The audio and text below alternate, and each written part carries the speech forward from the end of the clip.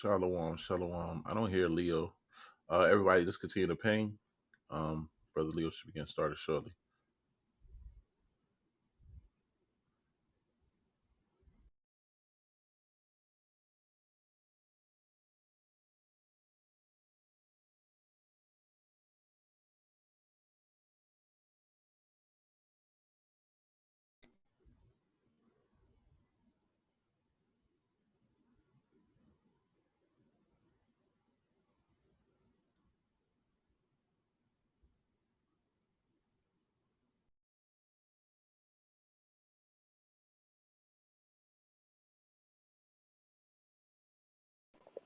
Hey, Shalom, can you hear me? Khan. Con. Okay, I'm not sure what's going on. We're going to get started here in about 2 minutes. Continue to ping, and we will get started. Thank you for coming.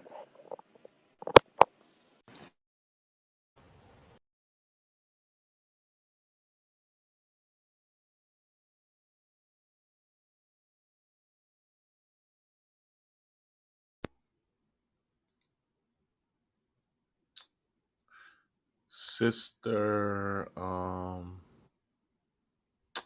Salakia. I'll just shoot it.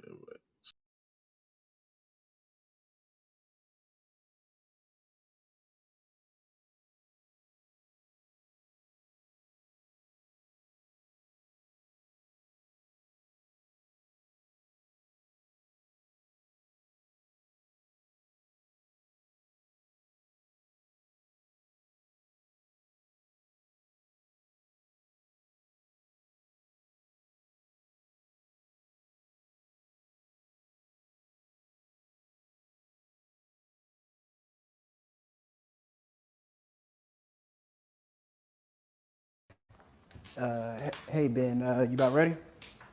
Are we all good? Khan, King. Okay. First, I want to give all praises to Yahweh by Hashem Yahweh Shai.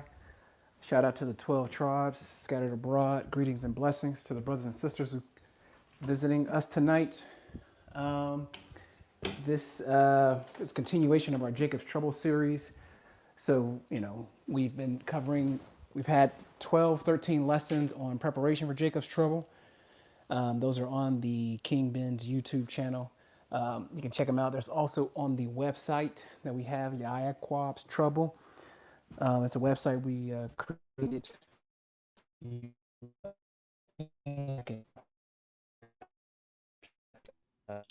Is it me or Leo breaking up? No, yeah, he's breaking up, King. What about now? Is it better? Yeah, now it's better. Now it's better. Okay. All right.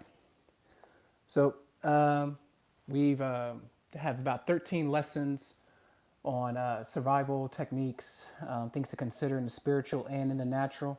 That is all on King Ben's YouTube channel, as well as the website. So if you're not a member, if you're not familiar with the website, we drop it in the telechat. First, want to invite you to join the club if you haven't already. Click on the green house to become a member and nominate others to become a member. Be sure to follow the moderators on stage. And let's get started. Well, one thing I wanted to start regarding Jacob's Trouble was this was to kind of recap or cover some things that I kind of glossed over last week when we talked about the last episode. I'm not preparing because. And we kind of delve into some of the reasons some people are not preparing as much as they should or not even considering preparing. So I made some statements and some things I forgot to cover, so I just want to cover that now. I made the comment about people coming over your house during this time. So in the context, it was someone who comes over your house unprepared, and they had the opportunity to prepare, and yet they didn't. I said the statement, I probably would feed them, just knowing me. Now, that is not to say there's a lot of things to consider. There's a lot of things to consider regarding that. Who it is, the circumstances, whether or not I would actually help them or not. So I just want to give a little some clarity on that. And one thing I've noticed that some people, the reason why some people aren't prepared or don't prepare, is because they think they're learning by osmosis. So I just come to the classes, or I just watch that YouTube video once and I got it. And I will admit I've been a offender of that too. Watch a YouTube video once and then don't follow it for about 2 or 3 weeks or maybe a month, and then I actually try it, and I make a bunch of mistakes or can't do it, so I have to rewatch the video a few times and then I get it. But that whole thing of I'm just showing up to the class or I just watched that YouTube video, therefore I got it, is just not, it's not realistic. And another thing, some people were talking about, I've been prepping for years. I've been doing this. People haven't been listening. They've been, mocking. Unless you've been doing it for 120 years, none of us have any right to complain, because that's exactly what Noah was doing. And he only needed to be right once. So, all those years of mocking and scoffing and, where is the coming, and, you know, you just need to be right once. So with everything that's happening around us, we just got to be right once, and everything that we've stored spiritually and in the natural will definitely pay itself off. So another thing is contribution. So we talked about a little bit about selfishness. The reason, if you are if you have if you have kids, or you're looking after an elderly parents or whatever, and you just decided not to prepare, it's kind of selfish not to consider them, considering, especially if you believe the times that we're headed is going to increase, then you should prepare. I mentioned that. And also, I guess something else to think about if you're single and saying, hey, well, the Lord's going to provide. I've had that discussion plenty of times with plenty of people. But the contribution part, let's say the Lord does put you with somehow he put you at a camp or congregation during Jacob's trouble. You find there in the truth. The question, will be asked, or you should ask yourself, is what are you going to contribute?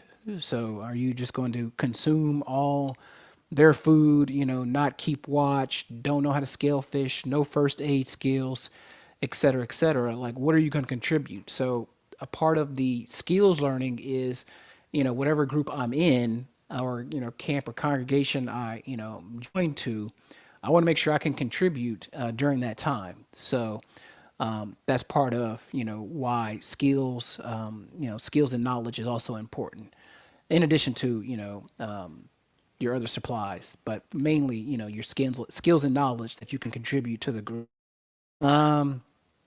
If you're by yourself, look to a camp or congregation that believes what you believe in regarding, you know, Jacob's trouble, last days, end time preparation. So, they believe what, you believe, or what you've been, or your understanding.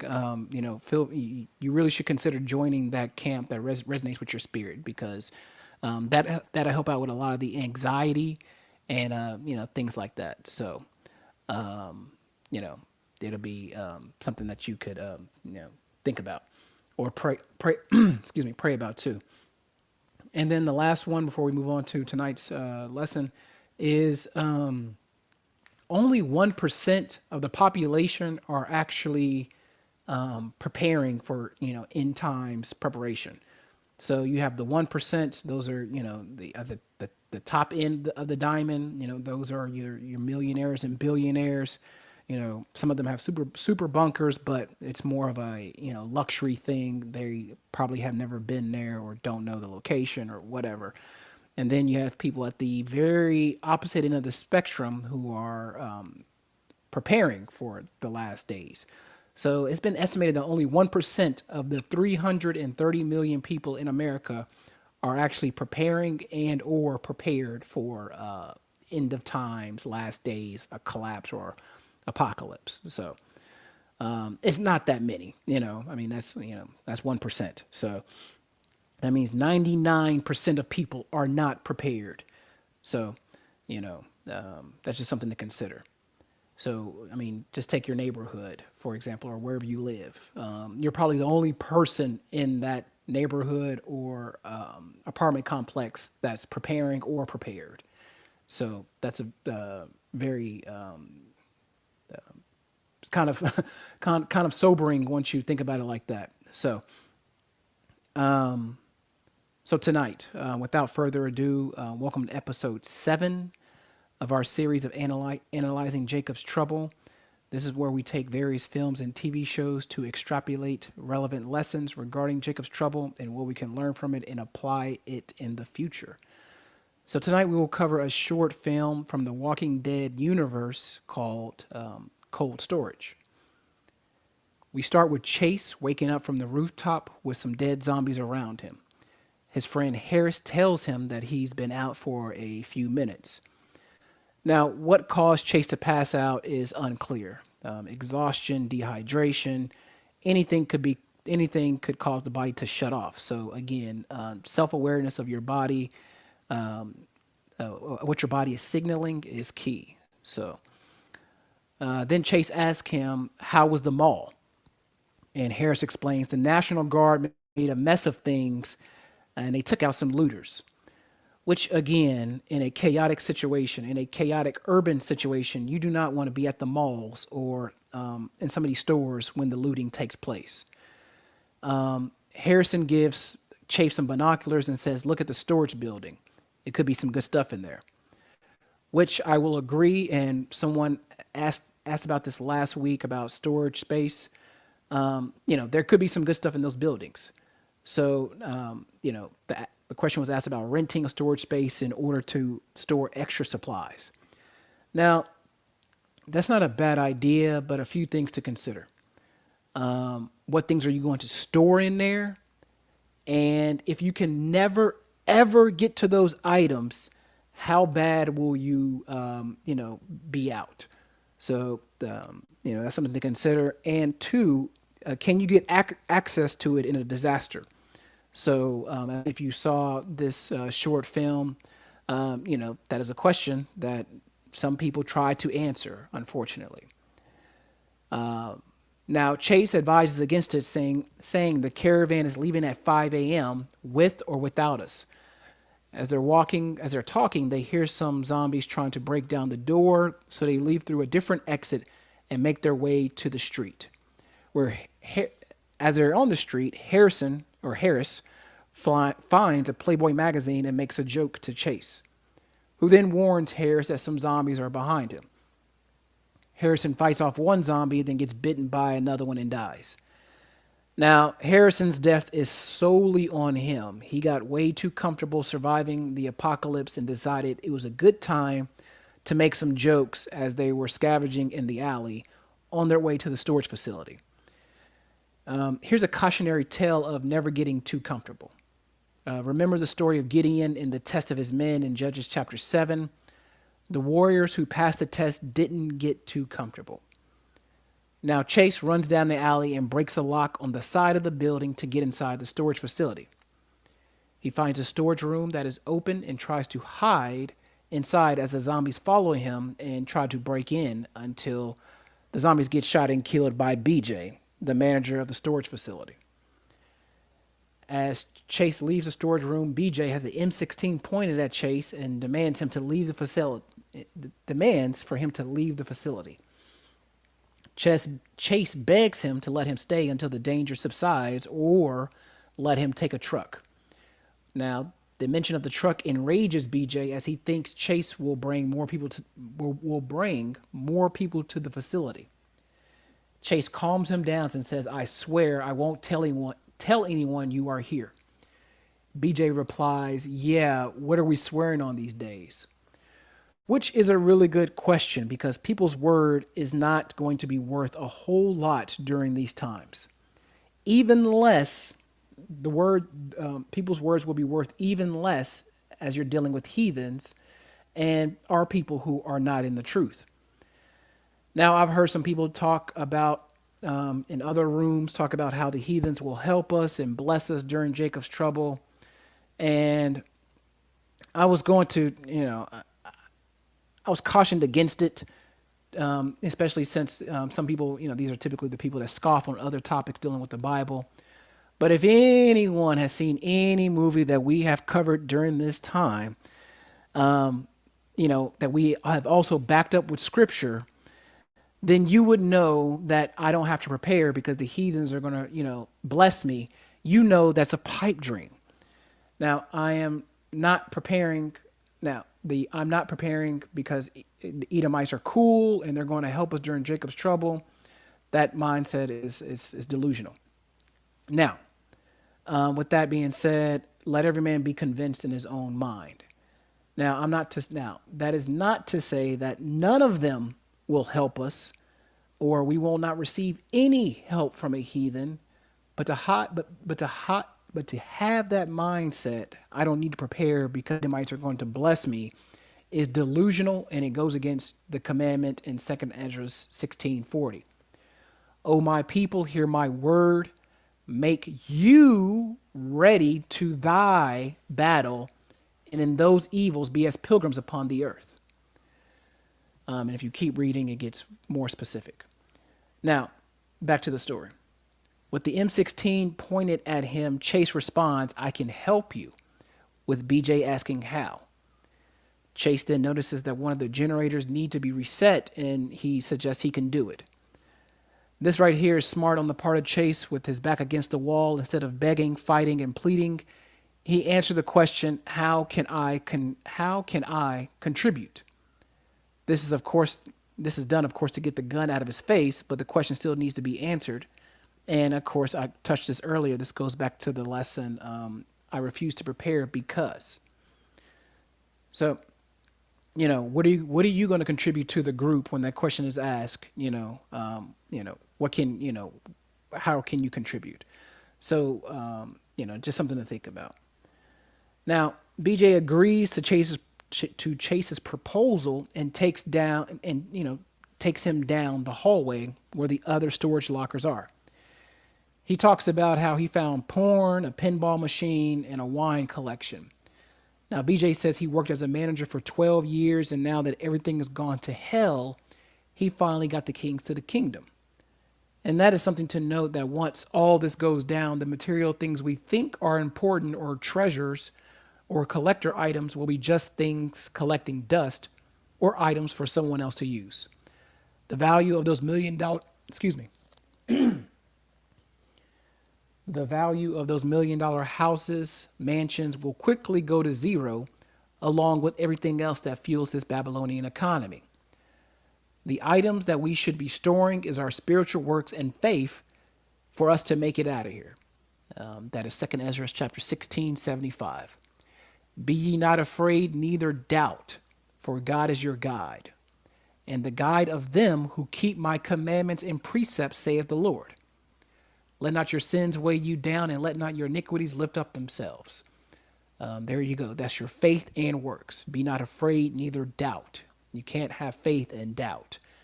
And the guide of them who keep my commandments and precepts, there's your works. Those are the things we should be storing as we, storing as in time, as we navigate through Jacob's trouble.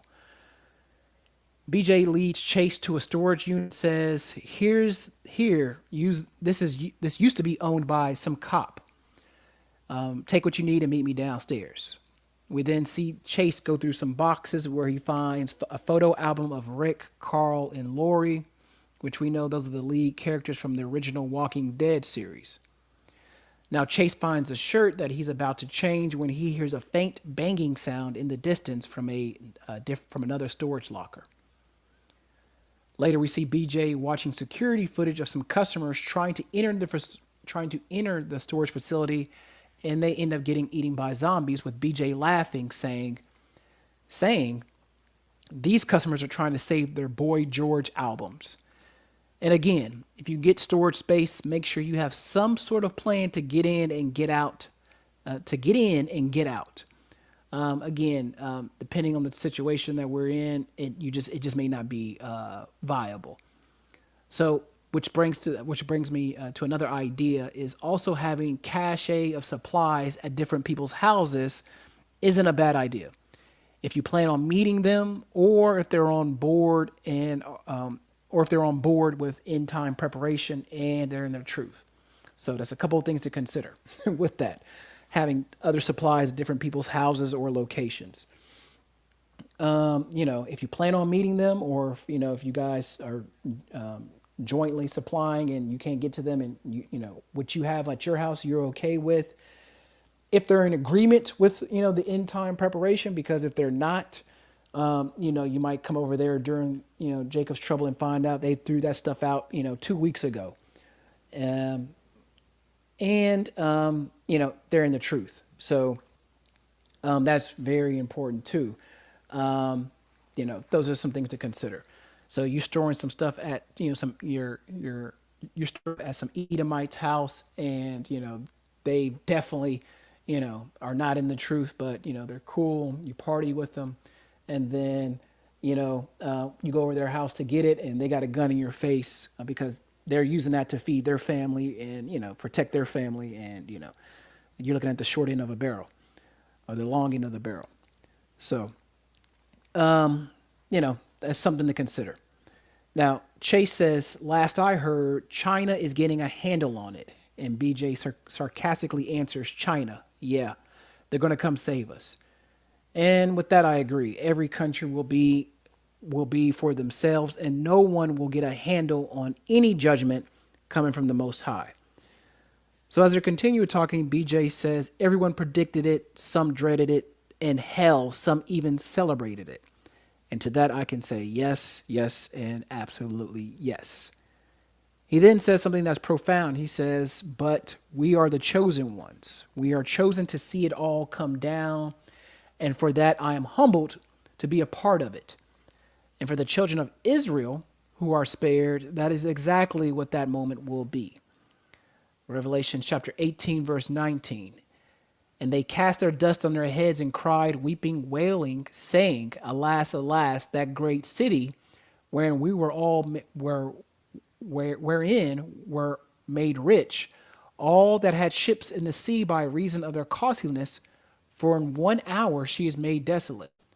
Rejoice over her, thou heaven, and ye holy apostles and prophets, for God hath avenged you on her.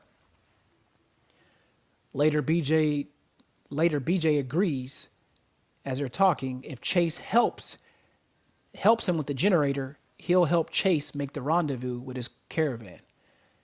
Chase then helps BJ restart the generator, and Chase kills a zombie who appears to be a former employee. BJ explains what happened to Lenny, and then Chase looks at a picture on the wall of the other employees and asks what happened to her, referring to Kelly. BJ makes a joke as he turns his back to Chase to continue to cook.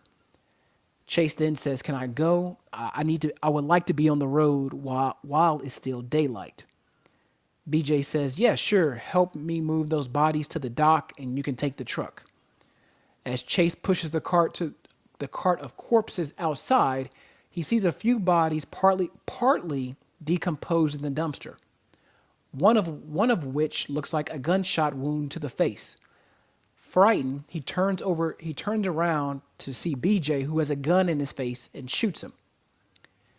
A few things to note at BJ at this point. 2 times, or 3, well, yeah, we'll stick with 2 for right now. 2 times he lied to Chase. The first time when he first agreed to help each other. The second time when Chase asked for the truck to leave, and BJ said, just help me move the bodies out and you can take the truck.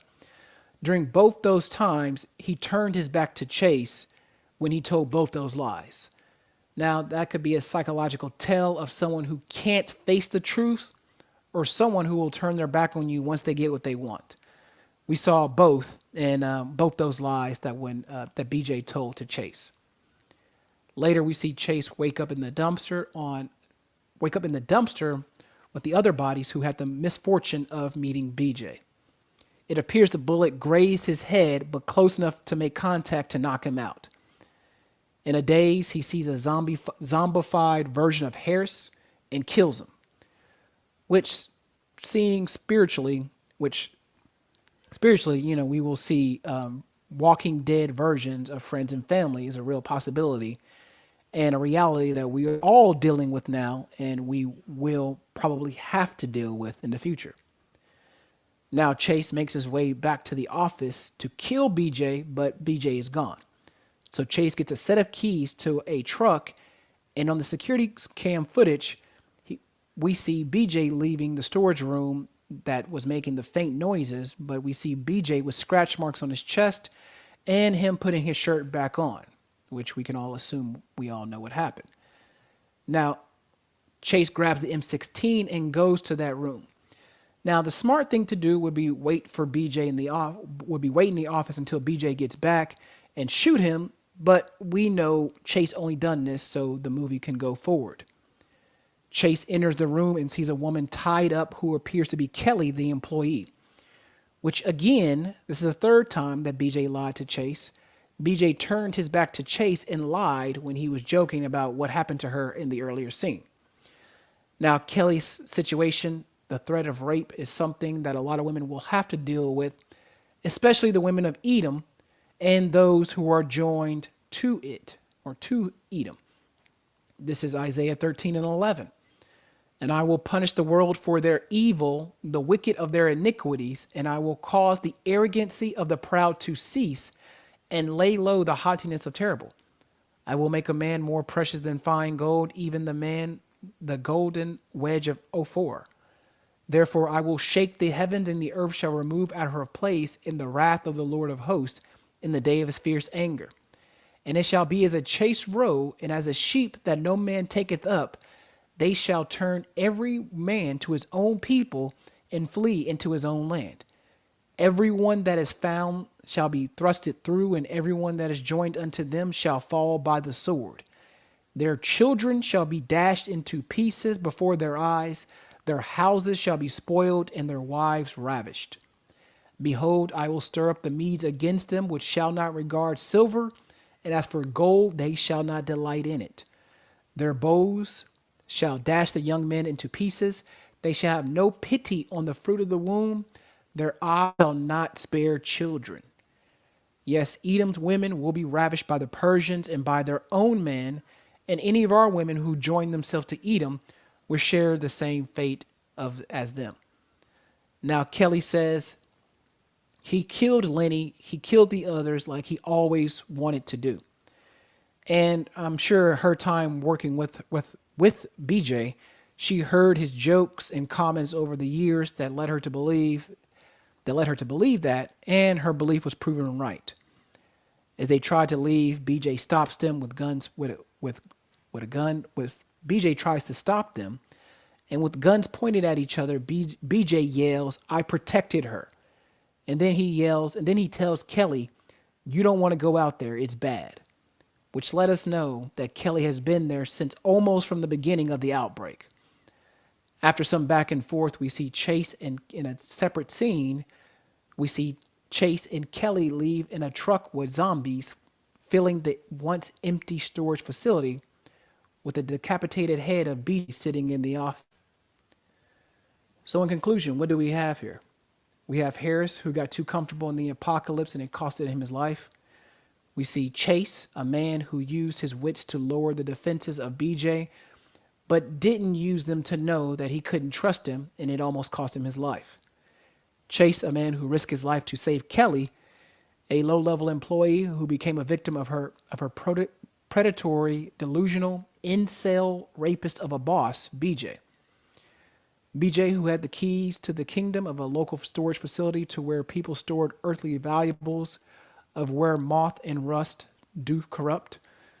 A kingdom that quickly crumbled by his false sadistic dealings with any desperate soul who came to the storage facility looking for help. BJ is the type of evil that cannot wait for the apocalypse so he can play out his sick fantasies on the unsuspecting. A type of evil that is only subdued by the still functioning rule of law. A type of evil that the children of Israel know all too well, and only those who have eyes to see will be able to spot as we enter Jacob's trouble. So with that, I yield, and any brothers want to give your comments, thoughts of the film, things you noticed, and things you'd like to discuss. I yield.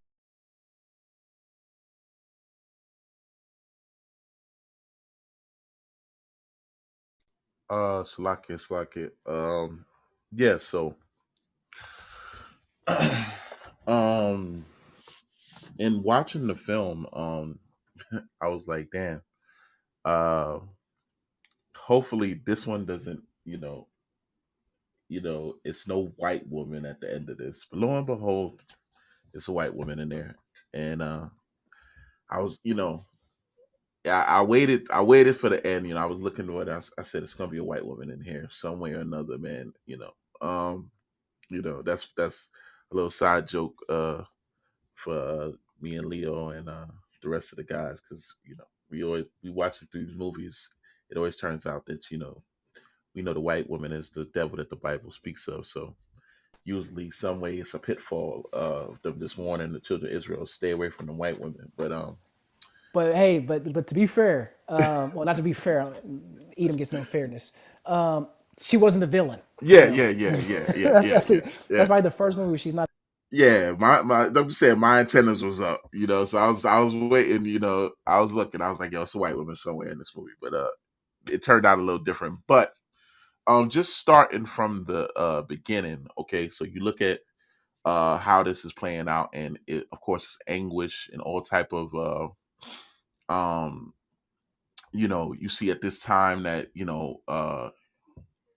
I guess we are in that time. We see that it's you know it's anguish, it's grave, it's you know got basically zombies walking around, which we will get to that time where you know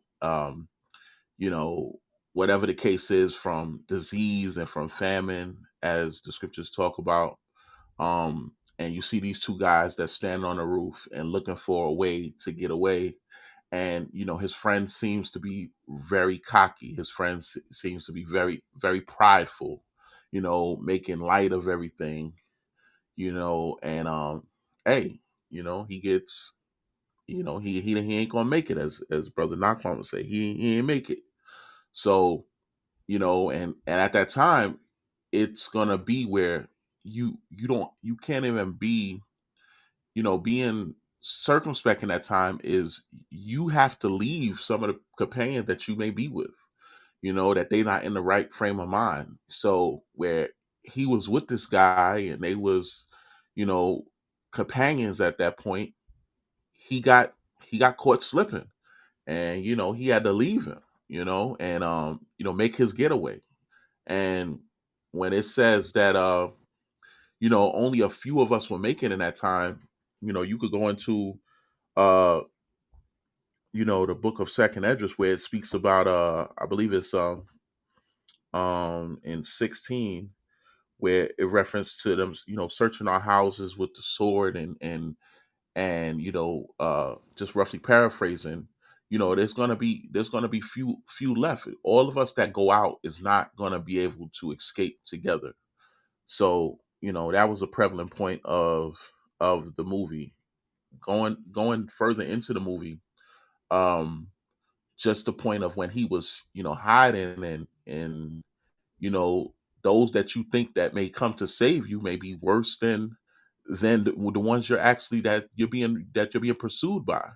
So he came into this guy, and like Leo said, he let his guard down, and with this guy he turned his back on him, and the guy you know wasn't being friendly. First of all, you could see what type of uh company you are, for the way he celebrated that, the other people being murdered. So he is not a friend at all. He is someone. He's an opportunist, right? He been waiting for these times, and as we're waiting for these times as the children of Israel, it's also Satan is waiting for this time as well, to take opportunity to feed on our people, right?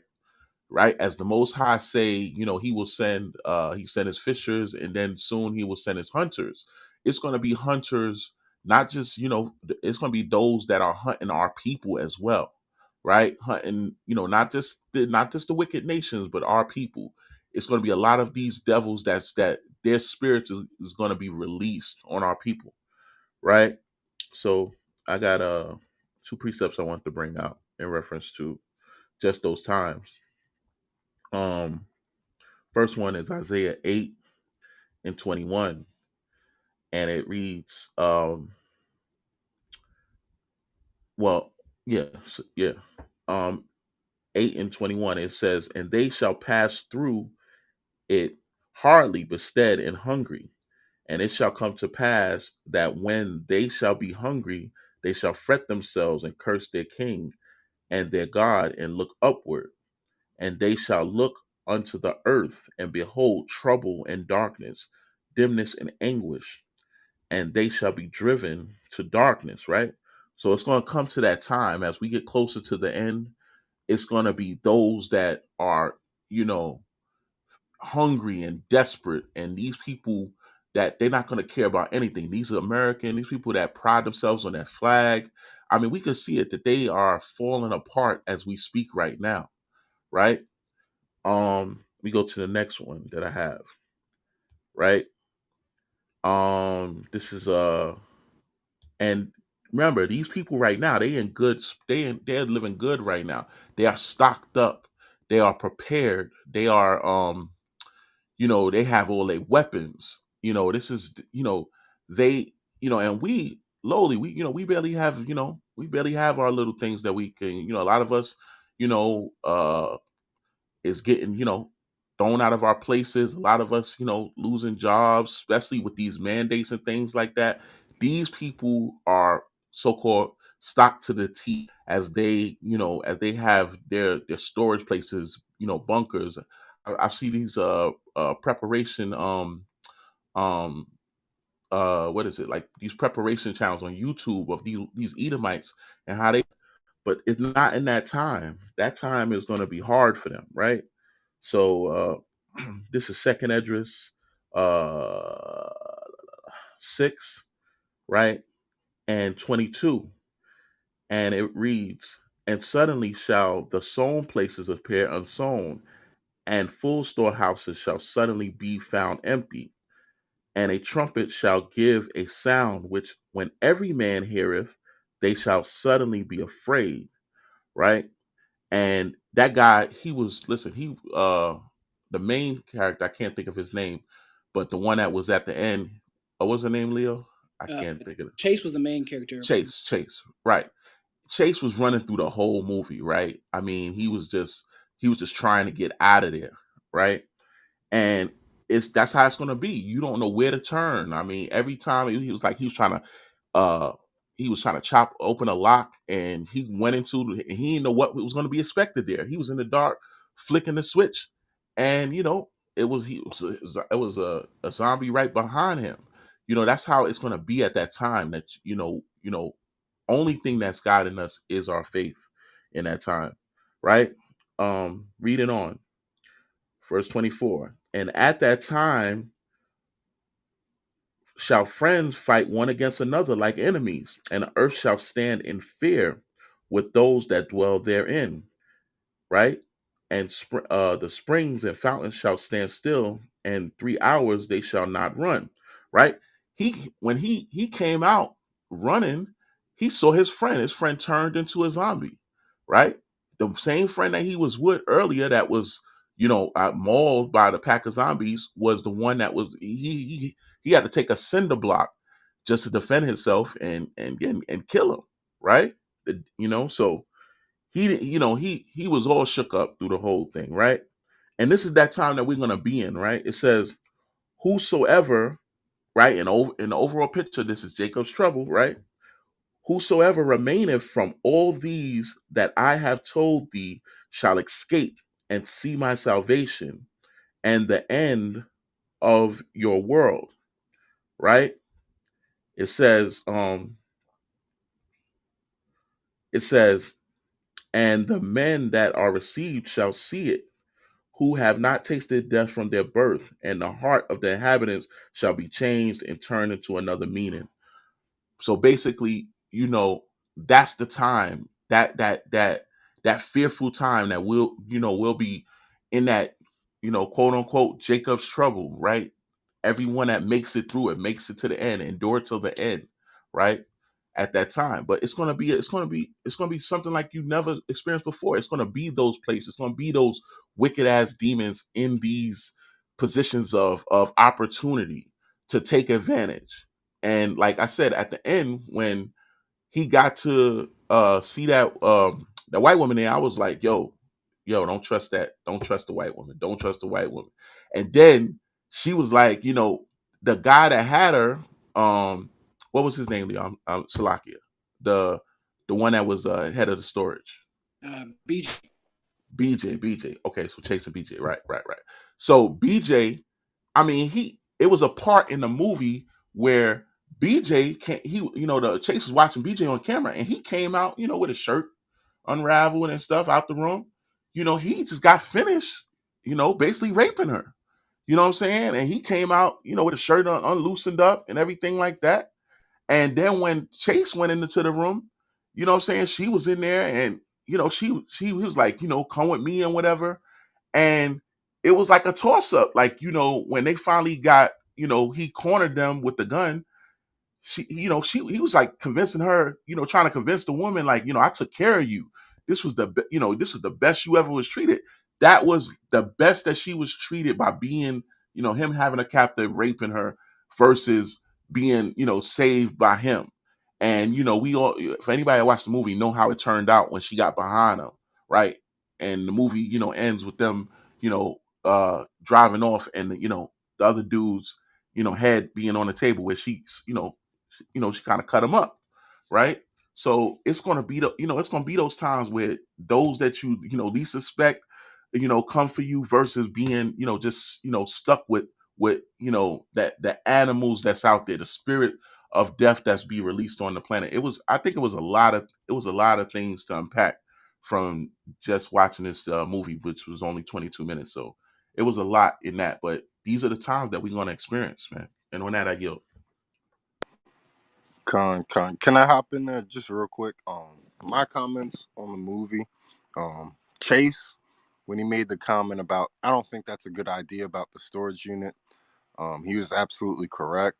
A lot of times, during Jacob's trouble, we're gonna try to get supplies, but a lot of times, whatever you have is best rather than putting your life on the line, basically to get more. So, he was correct in that assessment, as well as he should have known when he had offered to fix the generator and it was on the third floor, no lights, and BJ was not going to follow him. He should have known at that point, this is a setup, because he got set up on that point. He went up there and there was a zombie and he had no clue that it was there. So that's another setup that we will see, in these last days. Not pertaining specifically to zombies, but if just me, when I saw that and he's sending you up there to fix something, and he's not gonna follow you to it, yeah, that's a setup. As well as basically, yeah, this was the first movie that Leo has put up where, like, the white woman was not the devil in this movie; it was the white man. When they were watching the videos basically on that monitor of the thing, and the guy was laughing, he should have known at that point that guy was a foe and he could not trust him. But those were my main points that I got out of the movie. You have to know who to trust, but with that, I yield. Yeah, and just real quick, if there's anyone in the crowd that wants to come up and comment or bring something out regarding the film, feel free. We'll bring you up. But yeah, that was one important thing I forgot to mention. Yeah, when he killed Lenny, and then he brought his body, and was like, "Oh, what happened to him?" And he was kind of saying, kind of like brushing it off. It's like, "Well, you didn't even tell me." Hey, also look out. There could be, I had an employee, um, you know, he died, but he's somewhere in here, but, be careful up there. Nothing. So that right there, yeah, I definitely would have came back down with the crowbar and did something. But because there, yeah, you can't. I mean, you just put me in danger. You wanted the generator fixed, but after I fixed it, then it was like, okay, if he fixes it and he dies, then I don't have to give him the truck. We can stop right there. But if he fixes it, or if he doesn't fix it, then he dies. Then I'll just just take a loss on that and move on or whatever, or try to fix it some other time. But yeah, that whole thing was a pretty big setup. So if there's anyone else that want to come up, feel free to come up, or if you want to ask any other questions regarding this whole Jacob's Trouble end time preparation thing, feel free. But I also noticed just during the movie, when the brother, I'm not brother at all, when he was frying the burgers, I was like, yo, where you get these burgers from, and what are they made out of? Like, yo, do not eat from Edomite.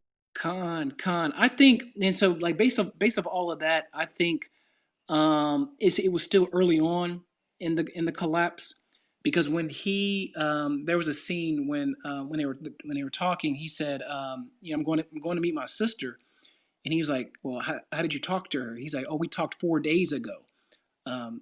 He was like, oh, 4 days ago, that might as well be 4 years ago, which, considering everything's going on, yeah, that's about right. So I think all of that, we said 4 days ago, then the phones went out. So I think all of that, like, it was still early on, especially when he told, Harris, said, oh, the National Guard made a mess of the mall, which, I'm sure they were there fairly recent, or left fairly recently. And then, he told Kelly, don't go out there, it's bad, which, if she, made her way to the facility, of course she would know that. But so all that, like, led me to believe that it was fairly early on it's probably like less than a week or maybe 2 weeks, probably like, within a week of everything going to crap. So yeah, I'm sure. I mean, like from that, I was thinking like probably that's from like their freezer, their fridge or freezer in the employee break room or something. But yeah, it seemed like it was early on in the breakout. So, like, I actually had two more points I just wanted to point out. When we look at these recent developments that happened in Afghanistan at the airport, places like that are going to be mass places that people would think to go to, and Jacob's Trouble would be the worst place to go to. Um, you're just making yourself a target, as well as in the movie, you kind of saw vices get played out. Like, the man gets caught up, you know, looking at a Playboy magazine, and then gets put to death. And then when he had Salakia Chase Salakia, when Chase had offered to fix a generator, the man tried to lure him in and make him comfortable, basically by telling him about, like, booze, and they have all types of porns that people left behind. So those are other things that we do have to 100% cast away, because they will be to our detriment during Jacob's Trouble. But those are just my other 2 points I saw about the movie. So I yield. Those are really good points. And that's one thing. Like we talked about that a few times in some other classes. Yeah, you got to get rid of that stuff before the collapse. Now, some of us, whatever our thing is, will probably be praising the Lord once the internet dies, and a lot of temptations and things will just go away. But even in that, the internet was dead, but still, people had magazines and like, bro, seriously, like that makes no sense. But especially during that time, or any time, but more so when you got zombies walking around and people robbing you and killing you. Yeah, so whatever I mean, that's we can just go right back to. I got to read that again. Um, the second Ezra chapter 16, verse 76. And the guide of them who keep my commandments and precepts, saith the Lord, let not your sins weigh you down, and let not your iniquities lift up themselves. So those weights you got to cast before, the Lord can guide us. And, the iniquities, we got to keep those under subjection. So, you know, um, a lot of things, and we covered this. I mean, we covered this also during the short film Ember, with the father and daughter, when the lady with the messed up teeth lured the dad into taking a drink, and he was, you could tell he was an alcoholic. So that type of stuff, and of course, it cost him his life. So that type of stuff, I mean, you got to get rid of. I know easier said than done, but it's just little things like that is like can definitely cost you in a time where literally what you do that day, um, is a matter of life or death. So, us now, we wake up, we go to work, we get on, Clubhouse, we go on Twitter. In the grand scheme of things, like that day is not a, drastic matter of life and death. I mean, of course, in the long term, if you don't work out, things like that, health problems, issues, continuing your sin, things like that. But during that time, literally what you do that day within that 24-hour span or don't do will determine whether or not you live to, make it the next day. So like Brother Mike said, picking up a Playboy, the dude got, ripped to shreds and then now he's a zombie. And then BJ, kept, saying like, oh, hey, I got pinball, I got porn, I got wine collection. And then when you go to the office, it's all a bunch of naked women, on the office wall. So, all of that, BJ, I mean, not BJ, Chase was like, no, I got to get a truck to get to my sister. Like, the caravan is leaving at 5. So he was focused, like, this is what I mean, I can't get sidetracked with playing pinball. I can't get sidetracked with the wine collection. I can't get sidetracked with all these women, all these naked pictures. I got to get to my sister. So, um, you know, and a lot of us, some of us think like, during that time the temptation won't be there. It will be there. It will be there. I mean, it's probably going to be amplified because the stakes are so much higher, and the risk and reward for whether you indulge or the reward and punishments will whether or not you indulge will be I believe just my understanding will be quickly doled out. So it won't be like, oh yeah, no, I read the, I was dealing with porn for 2 weeks during Jacob's trouble, and during the apocalypse, okay, Lord help me. I believe like you're indulging in that at that point, it's literally life or death. So, um, I mean, when I say life or death, it is life or death now, but instant judgment, because I mean, the flood, like the waters, like the flood has came in and the ark is closed. So that's why this is at Second Ezra. This is at the end of the chapter, so you don't read anything else. Make sure you read these last couple of verses, and make sure you understand that. So with that, I yield. Um, and just just to say that, you know, um, you know, for anyone thinking and that's here thinking how this not being important or just a reminder is very important because literally every single day we start out the day with reporting on judgment that's just being cast on our people, also the world, but definitely our people. That the Most High is dishing out judgment, putting our people to death on a regular, as to get the rest of those people uh, prepared. That's the Most High is he's a power of examples, and those examples is for the rest, those that are to be saved, those that are to you know to that keeps his commandments. But it's not going to be an easy road ahead. So every day we start off the morning by talking and just reminding our people and informing on how our people are being judged very, very, very harshly around the world, namely uh, also in Babylon every day. Children are dying, being put to death, men, women, the old, the young being put to death. And when it says that we're scarcely going to be, scarcely going to be saved, it means that.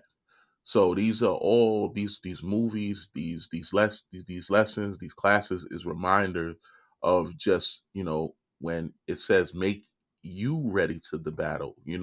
We have to get prepared. These are just all preparation reminders, sticky notes that's on your refrigerator, on your computer. While we're on this app daily, along with these rooms, the reminder that we need to be getting prepared for this coming trouble like never before, right?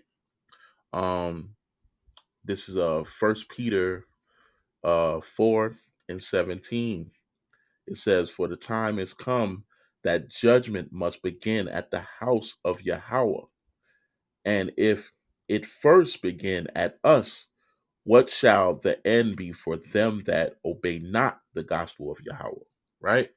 So if it's on us as his people, those it doesn't look good for those that are not keeping the Lord's statutes and commandments, those that are in our immediate families, those that are in our households, those that are working at our jobs, those that are around us constantly, and we have to come to a realization with that.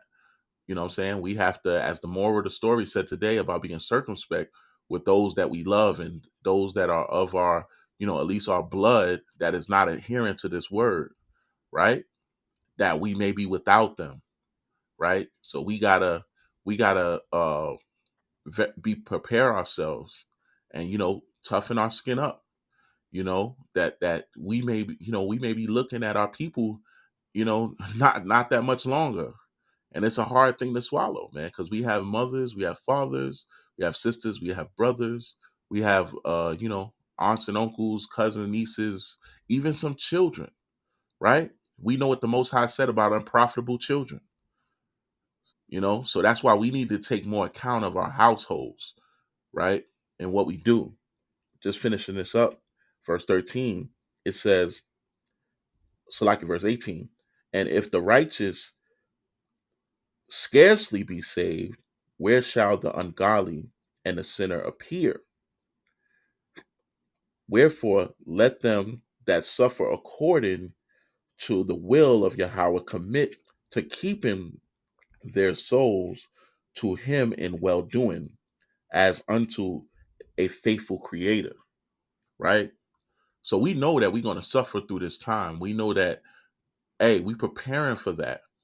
You know, someone asked me, what would I rather do? Would I rather, not make it, or give in? It was a crazy question. Would I rather, if they was coming for my people, would I? Hey, if I gotta fall, if I'm just the doorstop to allow my people to get through, hey, let it so be it. You know what I'm saying? I want out, at least, hey, he said, those that, die for him shall receive a crown in heaven, roughly paraphrasing, right? So we know that it's going to be, a lot of our people is not going to make it through, right? But what side do we want to be on? How do we want to, how do we want to give our soul away? Do we want to give it to the creator, or do we want to sacrifice it by kneeling to this wicked captivity that we in, right? With the pressures of the vaccine on our doorsteps every day, them shutting down our jobs, demanding testing and things like that, you know, um, it's a lot of things, man. They approve the women's draft. They got a bill that signed up for the women to be put in the draft. Every day we are seeing things like this happening. So you gotta take stock in where you want to be and what side you want to be on, and hey, get circumspect, right? That you're not willing. What does circumspect mean? That you're not willing to take risks, right? That you're gonna be secure in what you believe in, right? You're not gonna be wavering in this time. That's what we need to be doing, and that's what these are all for. On that, I yield. Con, I had two precepts just real quick, just on Jacob's trouble in general. Because you had mentioned a statement, we have to prepare like never before, and that's absolutely correct. Because the time we're coming into is like never before. So I wanted to just get two precepts, just real quick. So the first one is Jeremiah 30:7. It says, "Alas, for that day is great, so that none is like it.